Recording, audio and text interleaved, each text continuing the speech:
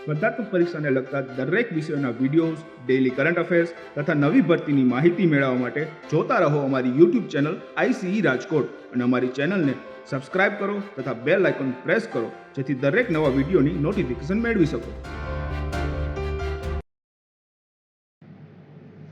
નમસ્કાર વિદ્યાર્થી મિત્રો, ICEની યુટ્યુબ ચેનલમાં આપ સૌનું હાર્દિક સ્વાગત છે. મિત્રો, હાલની પરિસ્થિતિ આપ સૌ જાણો છો કે ખાસ તો જે કોવિડની મહામારી ચાલી રહી છે. ઓકે, આ પરિસ્થિતિમાં ઘણા બધા લોકો કે જે કોરોનાગ્રસ્ત બનતા હોય છે, તો એ મોટાભાગના લોકો ખાસ કરીને પોતાની ઇમ્યુનિટીને બૂસ્ટ કરવા માટે મલ્ટીવિટામિનના ડોઝ લેતા હોય છે. ઓકે, અહીંયા ખાસ આપણે યાદ રાખશી હાલની પરિસ્થિતિ કરંટ મુદ્દામાં વિટામિન વારંવાર ચર્ચામાં જોવા મળે છે.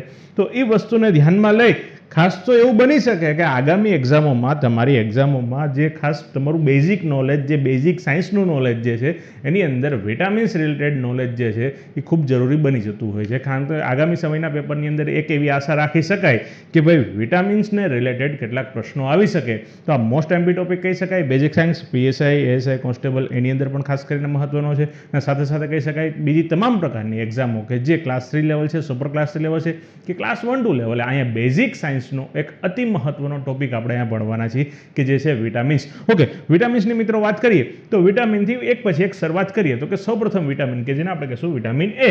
ઓકે, વિટામિન A જે છે કે જેનું મૂળ નામ શું છે તો મિત્રો યાદ રાખી, વિટામિન A નું મૂળ નામ છે રેટિનોલ. વિટામિન A નું મૂળ નામ શું છે તો કે રેટિનોલ. ઓકે, એને ખાસ યાદ રાખવું છે. ઓકે, વિટામિન A એનું શરીરમાં કાર્ય શું, જો દરેક વસ્તુ અહીંયા તૈયાર કરવાની છે. વિટામિન જોશું, એનું મૂળ નામ જોશું, એનું રાસાયણિક કાર્ય જોશું. ઓકે, માની લ્યો કે શરીરની અંદર આપણે જે ખોરાક લઈએ છીએ એ ખોરાકથી જે તે વિટામિન આપણને નથી મળતું અથવા તો વિટામિનની એફિશિયન્સી જનરેટ થાય છે, એની ખામી ઉત્પન્ન થાય છે.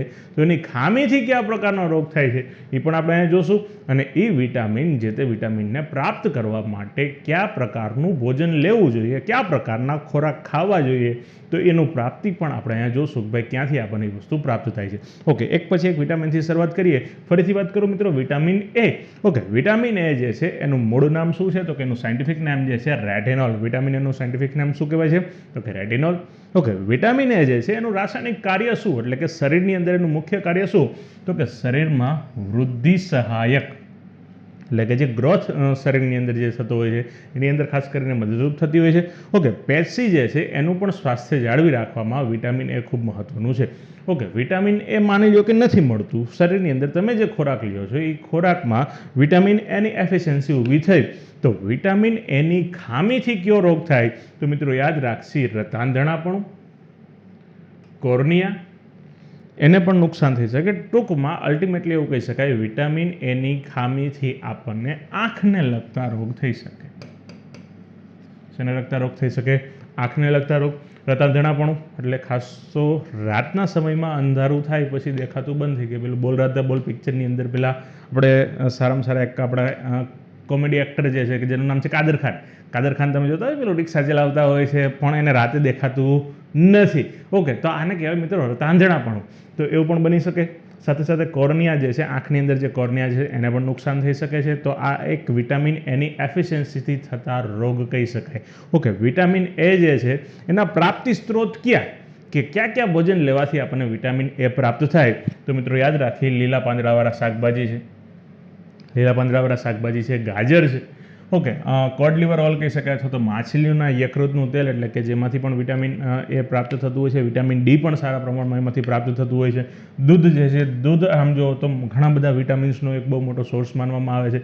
સાથે સાથે પનીર જે છે કે જે પણ એક કહી શકાય દૂધમાંથી તૈયાર થતું હોય છે. સાથે સાથે ઈંડું, આમ તો કેટલાક લોકો આને સફેદ બટેટું કહેતા હોય છે, મગફળી જે છે કે જે વિટામિન A ના એક સારા સોર્સ કહી શકાય.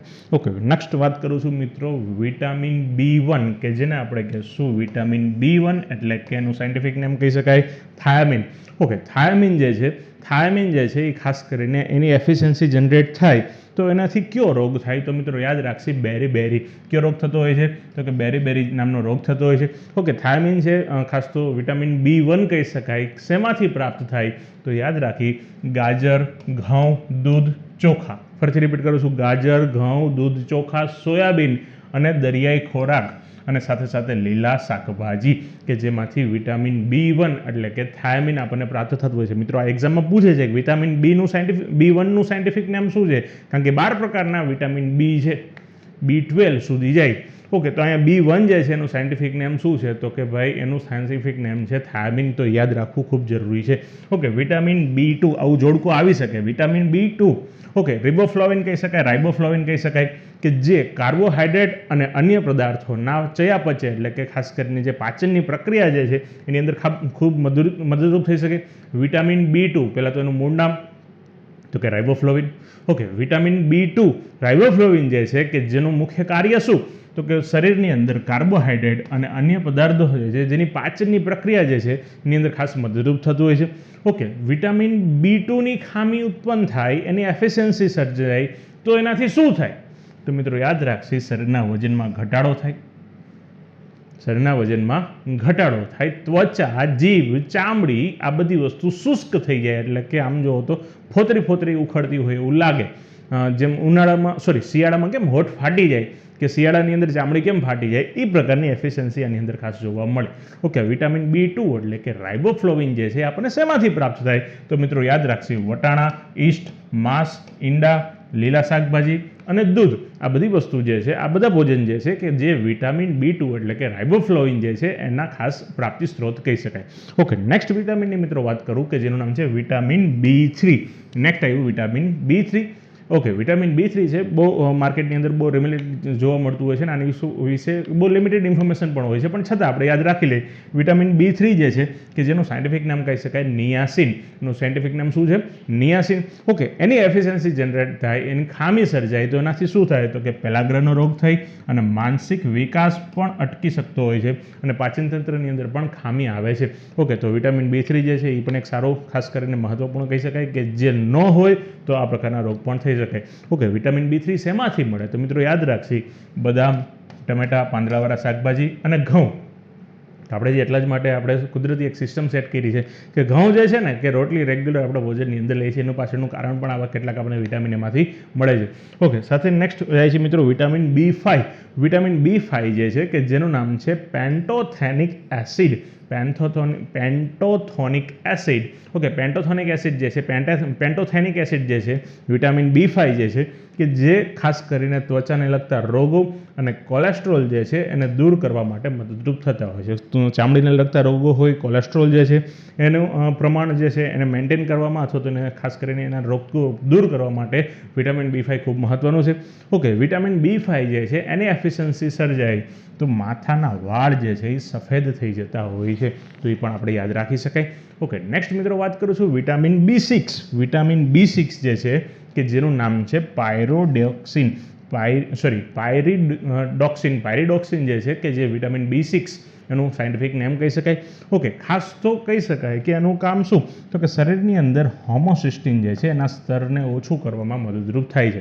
ઓકે, જો આની ખામી સર્જાય, વિટામિન B6ની ખામી સર્જાય, પાયરોડિક્સિનની ખામી સર્જાય તો યાદ રાખશે એનાથી થાય શું, તો કે એનાથી અનિદ્રા એટલે કે નીંદર ન આવી એ બધી વસ્તુ બની શકે. ઓકે, એ શેમાંથી પ્રાપ્ત થતું હોય છે, તો કે માંસ અને લીલા શાકભાજીમાંથી. ઓકે, નેક્સ્ટ મિત્રો આગળ વધીએ. નેક્સ્ટ મિત્રો વાત કરવી છે વિટામિન B7. વિટામિન B7 એટલે મિત્રો વાત કરું છું બાયોટીન. બાયોટીન જે છે એ ખાસ ચામડી માટે, ત્વચા માટે ખૂબ લાભદાયક માનવામાં આવે છે. ઓકે, વિટામિન B7 જે છે એની એફિશિયન્સી સર્જાય તો મિત્રો એવું બનતું હોય છે શારીરિક નબળાઈ આવતી હોય છે, ભૂખ ન લાગવી આવી પણ ખાસ કરીને શરીરની અંદર કેટલાક ફેરફાર જોવા મળતા હોય છે. ઓકે, વિટામિન B7 એટલે કે બાયોટીનની પર્ટિક્યુલર વાત કરીએ કે શેમાંથી મળતા હોય છે, તો તાજા ફળ, લીલા શાકભાજી, દૂધ, ઈંડા, ઈસ્ટ અને દાળ. દરેક પ્રકારની દાળ, ચણાની દાળ છે, મગની દાળ છે, તો આ પ્રકારની જે કંઈ દાળ આપણે જે ભોજનની અંદર લઈએ છીએ એમાંથી આપણને વિટામિન B7 પ્રાપ્ત થતું હોય છે. ઓકે, નેક્સ્ટ મિત્રો વાત કરું છું ખાસ તો ફોલિક એસિડની. અહીંયા ખાસ એક ફેરફાર છે. ફોલિક એસિડની પર્ટિક્યુલર વાત કરીએ તો ફોલિક એસિડ જે છે એનું પર્ટિક્યુલર કામ શું છે, તો મિત્રો ખાસ તો શરીરની અંદર એવું કહી શકાય કે ગોઈટર નામનો રોગ ન થાય તો એની સામે લડવા માટે આ મદદરૂપ થતું હોય છે folic acid. Okay, folic acid જે છે હૃદયરોગની અંદર પણ ખાસ કરીને મનુષ્ય હૃદયરોગના હુમલાથી પણ રક્ષા કરતું હોય છે. ઓકે, ફોલિક એસિડ જે છે એની એફિશિયન્સી જ્યારે સર્જાતી હોય છે તો એ સમય મિત્રો યાદ રાખશી એનિમિયા નામનો રોગ થતો હોય છે. ઓકે, પચેલા ભોજન જે છે એના અવશોષણની અંદર પણ ખામી ઉત્પન્ન થતી હોય છે. આરબીસીની પરિપક્વતામાં પણ ઘટાડો જોવા મળતો હોય છે. મોઢાની અંદર અલ્સર જેવી બીમારી પણ જોવા મળે છે. તો એ વસ્તુ ખાસ કરીને આપણને અહીંયા જોજો, અહીંયા થોડુંક ફેરફાર થઈ ગયો છે. આ વસ્તુ અહીંયા ઉપરની સાઈડ લિંકઅપ ધરાવે છે. ઓકે, અહીંયા ફોલિક એસિડ જે છે, ફોલિક એસિડ શેમાંથી પ્રાપ્ત થતું હોય છે તો કે પાંદડાવાળા શાકભાજી છે, સંતરા છે, ઈસ્ટ છે, ઈંડું છે, કેળા છે, એ બધામાંથી આપણને ફોલિક એસિડ પ્રાપ્ત થાય છે. ઓકે, નેક્સ્ટ મિત્રો વાત કરું છું વિટામિન B12. વિટામિન B12 જે છે કે જે આપણા માટે ખૂબ મહત્વનું કહી શકાય. વિટામિન B12 શેમાંથી મિત્રો પ્રાપ્ત થાય તો મિત્રો યાદ રાખશી વિટામિન B12 ખાસ તો એનો ઉપયોગ શું, ફરીથી રિપીટ કરું, વિટામિન B12 જે છે કે જેનો મુખ્ય ઉપયોગ આમ તો કહી શકાય લોહી બનાવવામાં અને આરબીસીની પરિપક્વતા જાળવી રાખવા માટે આ ખાસ કરીને પ્રોટીનનું સંશ્લેષણ કરવામાં પણ મદદરૂપ થતું હોય છે. ઓકે, વિટામિન B12 જે છે એનું નામ છે સાયમોકોબાલ્મિન અથવા તો આ એક વિટામિન B12 પર્ટિક્યુલર કહી શકાય કે જે એનિમિયા એટલે કે પાંડુ રોગ જે છે એની સામે આપણને બહુ મોટું રક્ષણ આપે છે. તો એ પણ યાદ રાખવા લાયક બાબત છે. ઓકે, શેમાંથી મળે છે તો કે માંસ અને દૂધમાંથી પ્રાપ્ત થતું હોય છે. નેક્સ્ટ મિત્રો વાત કરીએ વિટામિન સી. વિટામિન સી જે છે કે જેને આપણે કહીએ છીએ એસ્કોર્બિક એસિડ. વિટામિન સીને શું કહીએ છીએ? Ascorbic acid. Okay, vitamin C ascorbic acid જે છે કે જે ત્વચા એટલે કે ચામડી માટે મહત્વનું છે. ખાસ તો કહી શકાય ચામડી અને હાડકાં આ બંને જગ્યાએ ખૂબ મહત્વનું છે. ચામડી અને હાડકાની અંદર ખૂબ ઉપયોગી બની જતું હોય છે. સાથે સાથે શરીરની અંદર જે કોઈ ઘા પડતા હોય છે તો એને ભરવામાં પણ ખાસ વિટામિન સી જે છે એ ખૂબ મહત્વનું છે. ઓકે, વિટામિન સીની એફિશિયન્સી જનરેટ થાય આ એક્ઝામની અંદર ઘણી બધી વખત પૂછે છે. સ્કર્વી નામનો રોગ એટલે કે પેઢામાંથી જે સતત લોહી નીકળવું જે છે આ વસ્તુ શેને લીધે બનતી હોય છે તો વિટામિન સીની ખામીને લીધે. ઓકે, વિટામિન સી હાલ કોરોના કાળની અંદર ખૂબ મહત્વનું છે. તો એ વિટામિન સી આપણને શેમાંથી પ્રાપ્ત થાય તો ખાટા ફળ છે, ચીકુ છે, ટમેટા, આમળા, અંકુરિત અનાજ જે છે આ બધામાંથી પણ વિટામિન સી પ્રાપ્ત થતું હોય છે. ઓકે, નેક્સ્ટ મિત્રો વાત કરીએ તો વિટામિન ડી એટલે કે કેલ્સીફેરોલ જે છે કે જે હાડકાં માટે ખૂબ મહત્વનું છે. ઓકે, કેલ્સીફેરોલ જે છે શેમાંથી મિત્રો પ્રાપ્ત થાય છે અથવા તેનું પહેલાં તો કામ શું તો કેલ્સીફેરોલ જે છે એનું મુખ્ય કાર્ય કહી શકાય હાડકાને મજબૂત કરવામાં. ગર્ભમાં વિકસિત થયેલા બાળક જે છે એના સ્વાસ્થ્ય માટે પણ ખૂબ મહત્વનું છે. સાથે સાથે વિટામિન ડીની ખામી ઉત્પન્ન થાય તો મોટા ભાગે હાડકાને લગતા કેટલાક રોગ થતા હોય છે જેની અંદર ખાસ કરીને બાળકોની અંદર રિકેટક્સ નામનો રોગ જોવા મળતો હોય છે કે અને પ્રૌઢોની અંદર પણ એક રોગ જોવા મળતો હોય છે. તો આ બંને વસ્તુ ખાસ કરીને આપણા માટે મહત્વની છે. અહીંયા રિકેટક્સ નામનો જે રોગ જે છે એ યાદ રાખવો જરૂરી છે. એક્ઝામની અંદર પૂછે કે વિટામિન ડીની ખામીથી કયો રોગ થાય છે તો રિકેટક્સ કોની અંદર જોવા મળશે તો કે નાના બાળકોની અંદર અને મોટા ઉંમરના લોકોને ખાસ કરીને સાંધાના દુખાવો અને એને લગતા રોગ પણ ખાસ જોવા મળતા હોય છે. ઓકે, અહીંયા વિટામિન ડી જે છે શેમાંથી પ્રાપ્ત થતો હોય છે તો પેલું એક સૌથી મોટો સોર્સ કહી શકાય સૂર્યપ્રકાશ. ઓકે, કુમળો તડકો, ખરા બપોરે જે ધમધમતો તડકો તાપ છે એ નહીં, કુમળો તડકો જે છે કે જે વિટામિન ડીની ખાસ કરીને એફિશિયન્સી પૂરી કરતો હોય છે. સાથે સાથે માખણ છે, ઘી છે, ઈંડું છે, કોડ લીવર ઓઇલ જે છે અથવા માછલીનું તેલ જે કહી શકો કે જેમાંથી પણ વિટામિન ડી પ્રાપ્ત થતું હોય છે. ઓકે, નેક્સ્ટ મિત્રો વાત કરું છું વિટામિન ઈ કે જેને કહેવામાં આવે છે ટોકોફેરોલ. ટોકોફેરોલ જે છે કે જે લોકોની પ્રજનન ક્ષમતા વધારવામાં ખૂબ મહત્વનું છે.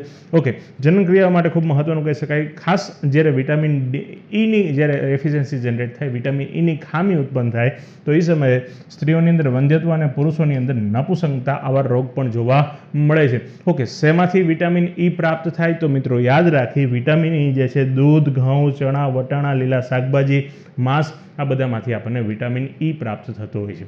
ઓકે, નેક્સ્ટ મિત્રો વાત કરવી છે વિટામિન કે. વિટામિન કે જે છે કે જેનું નામ છે ફિલિક્વિનોન. ફિલિક્વિનોન જે છે કે જે ખાસ કરીને યકૃત માટે ખૂબ મહત્વનું છે. ઓકે, જ્યારે કોઈ વ્યક્તિને ઘા પડતો હોય છે અને ખાસ કરીને જ્યારે લોહી વહેવા માંડતું હોય છે તો આ જે લોહી જે છે એને ફરીથી જામવામાં અથવા તો રક્તસ્રાવ જે છે કે જેને અટકાવવામાં ખાસ કરીને મદદરૂપ થતું હોય છે આ વિટામિન કે.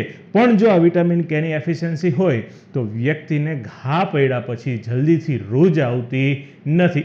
ઓકે, શેમાંથી આપણને પ્રાપ્ત થતું હોય તો મિત્રો કહી શકાય પનીર છે, ટમેટા છે, લીલા શાકભાજી છે. આ બધી બાબતો જે છે કે જે વિટામિન કેનો એક ખાસ મહત્વપૂર્ણ સોર્સ માનવામાં આવે છે. ઓકે મિત્રો, આ હતા વિટામિનને લગતા ખાસ કેટલાક મહત્વપૂર્ણ ફેક્ટ કે જે ખાસ કરીને આવનારી એક્ઝામો માટે આપણા માટે ખૂબ મહત્વના છે. ઓકે, સાથે સાથે વિટામિન રિલેટેડ એક મહત્વની બાબત આપણે અહીંયા ખાસ યાદ રાખવી જરૂરી છે. ઓકે, અહીંયા યાદ રાખશે મિત્રો વિટામિન જે છે છે કે જે કાર્બોદિત પદાર્થોના સમૂહમાંનું એક છે. ઓકે, જે પ્રાકૃતિક ખાદ્ય પદાર્થોમાંથી આપણને પ્રાપ્ત થતા હોય છે. સામાન્ય રીતે જે ખાસ કરીને ચયાપચયની ક્રિયા જે છે કે જેના માટે વિટામિનો જે છે ખૂબ મહત્વના છે. ઓકે, અહીંયા ખાસ કરીને કયા વિટામિન શેમાં દ્રાવ્ય છે ને આ એક ફેક્ટ ડેટા જે છે પણ એક્ઝામમાં પૂછવાના ચાન્સીસ ખરા. તો મિત્રો યાદ રાખશી, વિટામિન A, D, E અને K, આ જે 4 વિટામિન, ફરીથી A, D, E અને K, કે જે ચરબીમાં દ્રાવ્ય હોય છે. ઓકે, ચરબીમાં દ્રાવ્ય હોય એવા વિટામિન કયા? તો A, D, E અને K. પણ જ્યારે વિટામિન B અને વિટામિન C, વિટામિન B અને વિટામિન C કે જે ખાસ કરીને વોટર સોલ્યુબલ કહી શકાય, પાણીમાં પણ દ્રાવ્ય છે. તો આ બંને વસ્તુ ખાસ યાદ રાખશી. ઓકે, વિટામિન નામનો જે શોધ છે આની શોધ કરનાર 1911ની અંદર ફંક નામનો વૈજ્ઞાનિક હતો. ફંક નામના વૈજ્ઞાનિક કે જેણે વિટામિનની શોધ કરેલી છે. તો આ ડેટાબેસને પણ સાથે સાથે આપણે યાદ રાખીએ. અને વિટામિન જે છે કે જે આપણા શરીરને ખાસ કરીને રોગો સામે રક્ષણ આપવામાં ખૂબ મહત્વના છે. મિત્રો, જો આ લેક્ચરની અંદર ખાસ કરીને આપણે વિટામિન સંબંધિત અનેક મહત્વપૂર્ણ બાબતો ઉપર ચર્ચા કરી. જો મિત્રો આ લેક્ચર આપને ખૂબ મજા આવેલી હોય તો મિત્રો લેક્ચરને લાઇક કરવાનું ન ભૂલતા, આઈસી રાજકોટ યુટ્યુબ ચેનલને સબસ્ક્રાઇબ કરવાનું ભૂલતા નહીં. જે વિદ્યાર્થી મિત્રો આઈસી રાજકોટ યુટ્યુબ ચેનલને સબસ્ક્રાઇબ ન કરેલી હોય ખાસ સબસ્ક્રાઇબ કરી લેજો. આગામી સમયની અંદર ખાસ કરીને નવા ટોપિક સાથે મળીશું નવા લેક્ચરની અંદર. ત્યાં સુધી આપ સૌ વિદ્યાર્થી મિત્રોને થેન્ક યુ વેરી મચ.